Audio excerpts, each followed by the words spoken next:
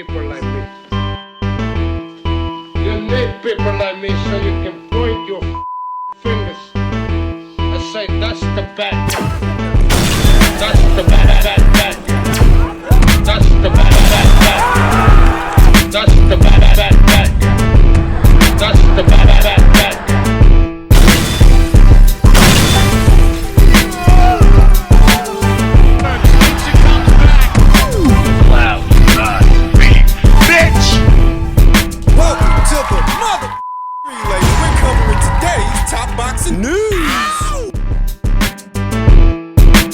Okay, we'll start with this. It would appear that newly crowned WBA lightweight champion Stephanie Han is set to make her very first defense of her newly obtained title this summer, July 12th, in her native El Paso, Texas, against an opponent that has yet to be announced. So what that essentially means is that she's not available for a unification match with any of the other champions at the weight, sporting a professional record of 10 wins with no losses, no draws, 3 knockouts. She won the vacant WBA title earlier this year in February after Katie Taylor dropped it, choosing to remain undisputed champion in the super lightweight division, and as a result, a new crop of champions has sprouted, and Stephanie Han is one among them. The low-hanging fruit as far as champions go, not because she isn't good, she's good in her own way, but she is the least experienced champion of all the champions at 135. At 135, you have 2 Olympians in Carolyn Dubois and Beatrice Ferreira. You have a 3-division champion in Terry Harper, all of which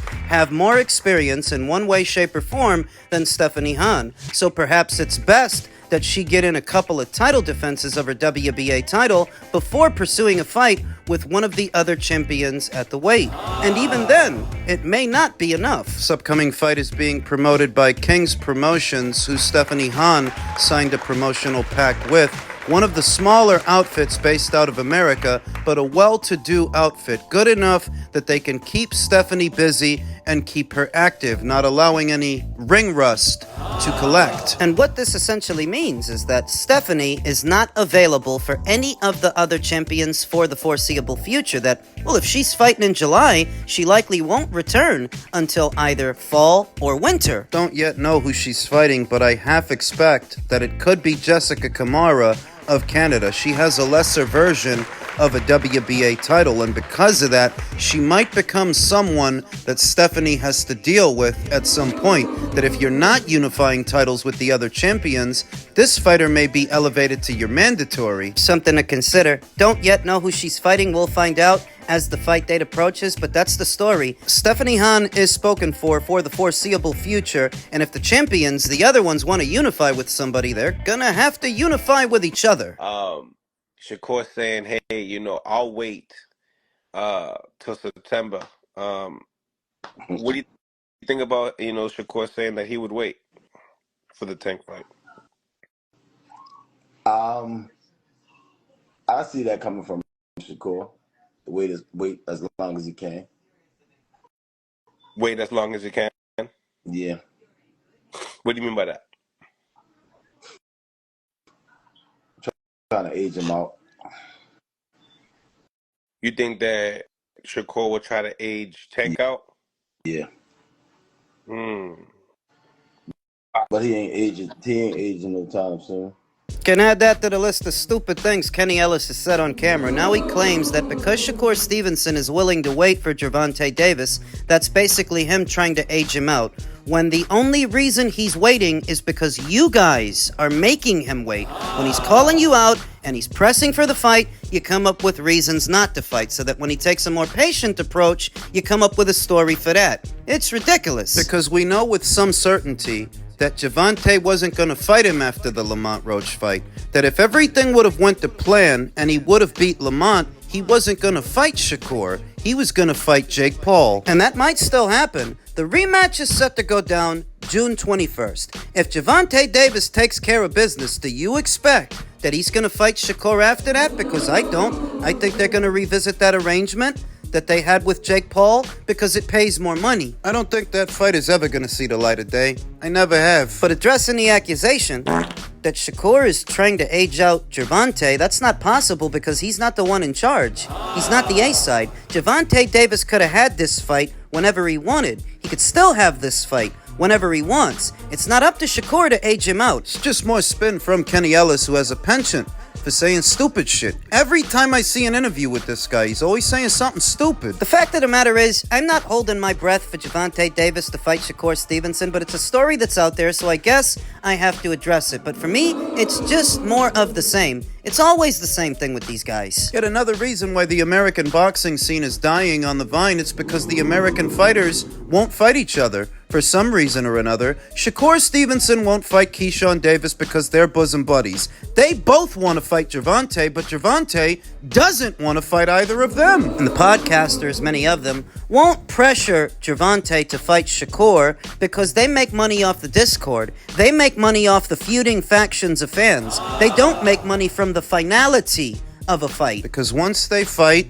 and once an outcome is decided, it's a dead subject. It's cold product. You make more money if they don't fight. You can make videos day to day, week to week, month to month. Kenny Ellis said this, Shakur Stevenson said that, Gervonta responds. You know how it goes. Like what you hear people say about the pharmaceutical companies. They don't make money off the cure. They make money off the treatment. They can't make money off of healthy people. Narrative spinners, propaganda peddlers can't make money off of fights that happen. They make their money from fights that don't happen. How many podcasters do you remember whose bread and butter was making Deontay Wilder videos or making Errol Spence Jr. videos? They can't make money off of those videos. Now those guys got their asses kicked. If Gervonta Davis were to hypothetically lose to a Shakur Stevenson or worse, lose his next fight to a Lamont Roach, you don't get to make money off that guy anymore. Believe me when I tell you, they're not going to pressure Gervonta Davis to fight Shakur Stevenson. And that's why, as it pertains to Shakur Stevenson,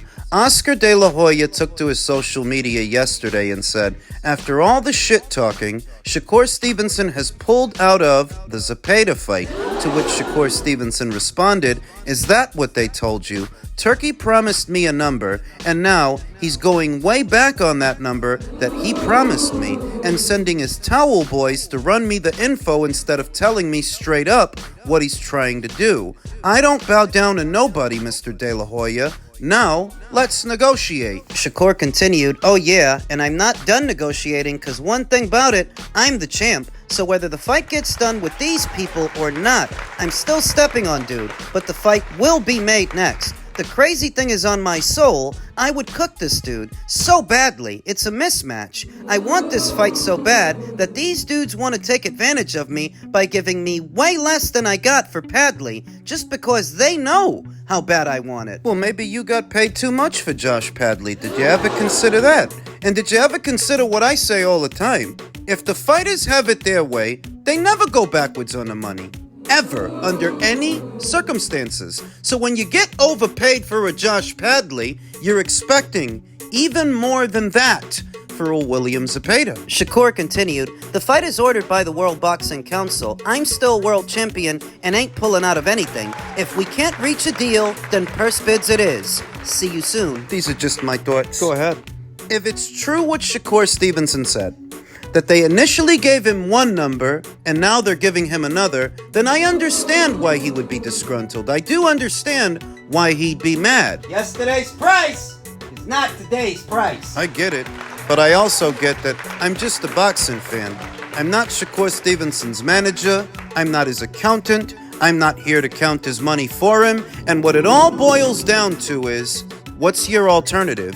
If you don't fight this guy, what are your other options? Shakur Stevenson may have a valid point, that you offered me one number for this fight before, and you're offering me a very different number now. What gives? How is that fair? I have some questions in association with this, because we know that before, it was Turkey Alalshikh putting the fight together for one of his Riyadh season shows, whereas now, has the situation changed? Is Turkey not paying for it, and that's why the money's so low? Is Oscar the one trying to do the fight? Because that would explain why the price dramatically changed. Because Turkey's not at the helm of the promotion, Oscar might be at the helm of the promotion. And I raised this concern not but 2 or 3 days ago here on the channel. that if they're revisiting this fight, who's going to pay for it this time? Is it still going to be Turkey, or is it going to be Oscar? Is it going to be Golden Boy? What about Matchroom? To my knowledge, Shakur Stevenson is still under contract with Matchroom for at least one more fight.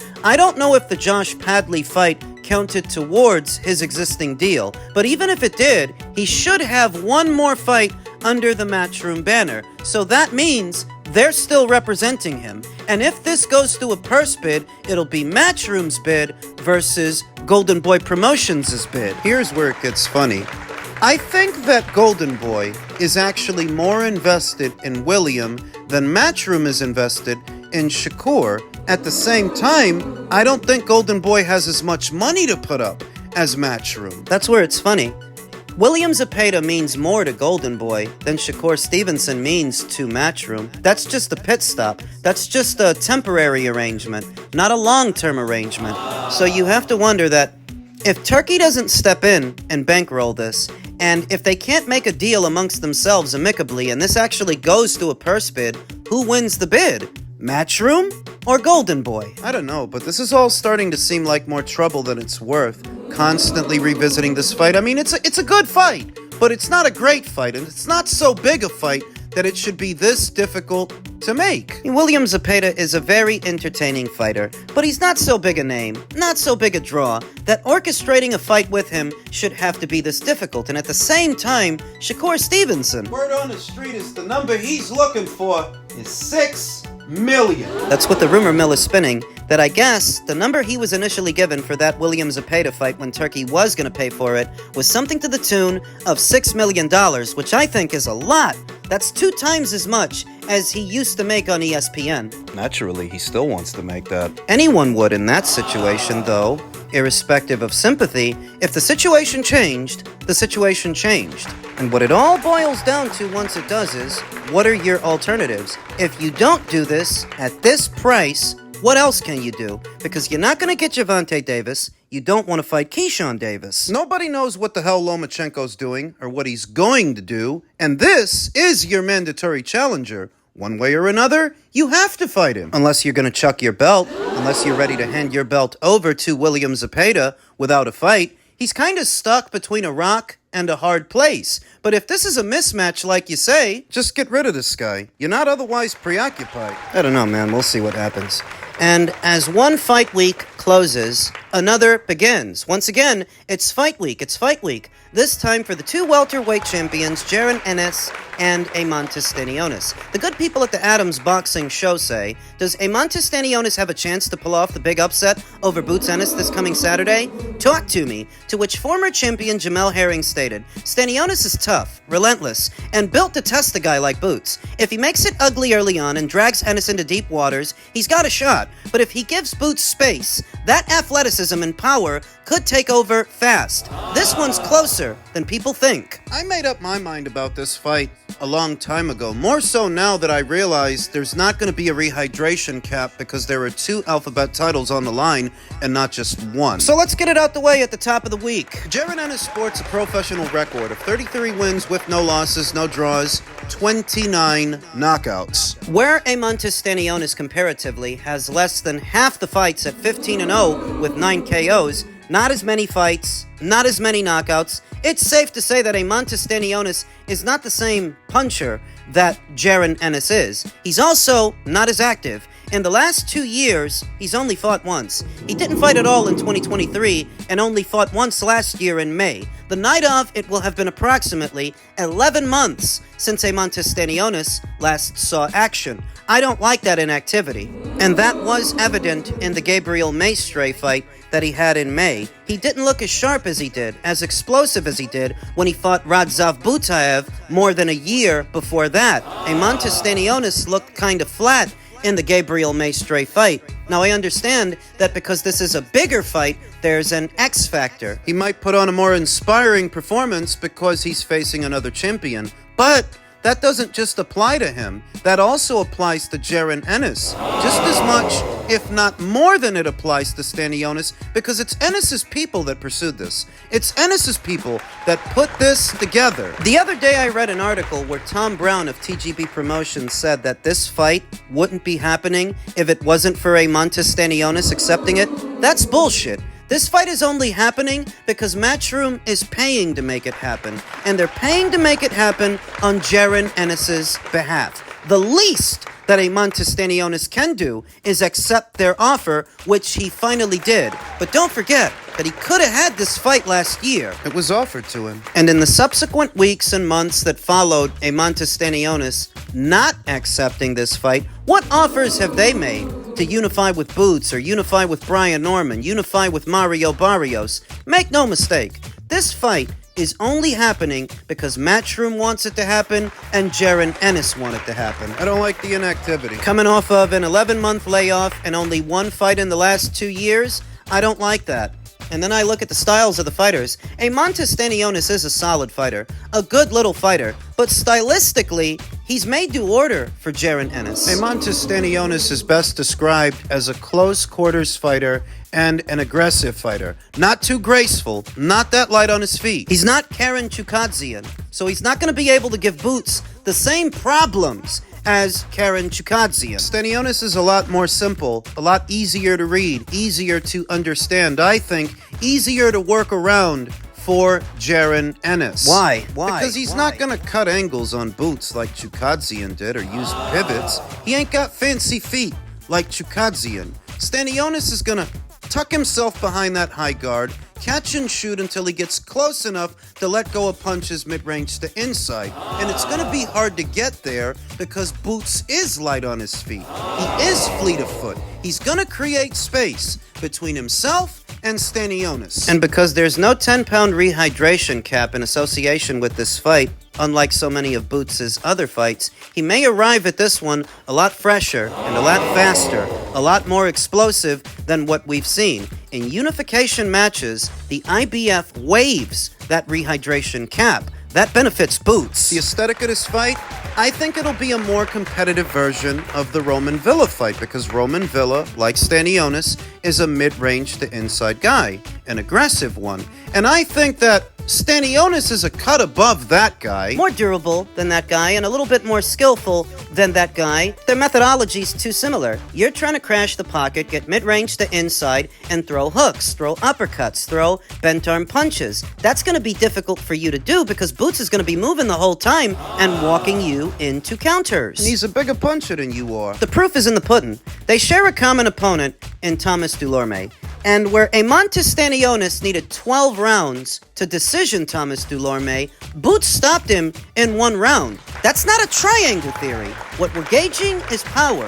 Who has more punching power? And Boots has more of that. We know he does because Dulorme was able to take your punches for 36 minutes. He didn't make it out of the first round with Boots. I think Boots out-hustles Eimantas Stanionis, makes him miss, makes him pay, capitalizes on the inactivity, and the simple nature of Stanionis' approach. To crash the pocket, tuck up behind the guard, then take turns in the exchange. I've never liked that about Stanionis, that he punches in sequence. You hit me, then I hit you, you throw some punches, I throw some punches. Jaron Ennis on points is the conservative prediction, the logical prediction, but I'm going to go a step further, and I'm going to go with Jaron Ennis by way of knockout. I think he'll be fresher, fitter, faster, and I think he'll stop Stanionis.